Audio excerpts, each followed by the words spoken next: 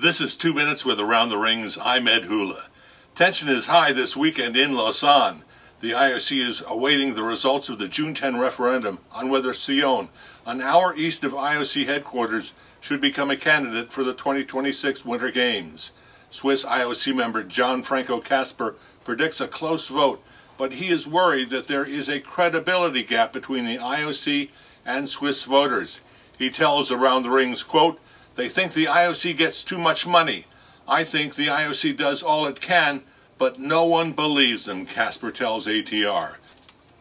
Olympic referenda in Switzerland are 0 for 3 in the past decade. The former CEO of USA Gymnastics may have ducked the questions of U.S. senators this week, but legal experts tell Around the Rings that by invoking Fifth Amendment protection against self-incrimination, Steve Penny is worried about criminal liability, something that could mean prison. Already the defendant in civil suits that could result in costly verdicts, Penny has legal woes that will not be over anytime soon.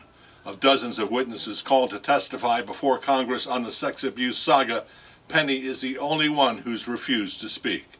The IOC and Kuwait may really and truly be on the path to reconciliation.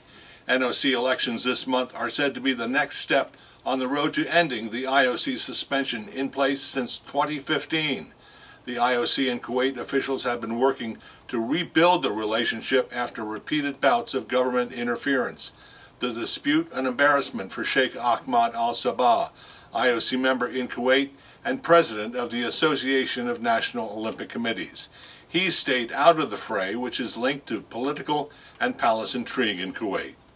Within a few days, the biggest sporting bid contest of the year will be settled. FIFA votes June 13th for the 2026 World Cup host. The united bid from North America appears best on paper, but politics could lead the 200-plus voters to send the tournament to Morocco. U.S. women's soccer great Hope Solo is dialing back a late attack against the North American bid.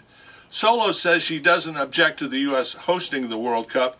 She just wants U.S. soccer to change its ways. She is still unhappy over the loss of her bid for the presidency of U.S. soccer.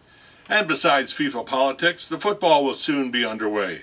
First match in Moscow, June 14th, with Russia heavily favored over Saudi Arabia.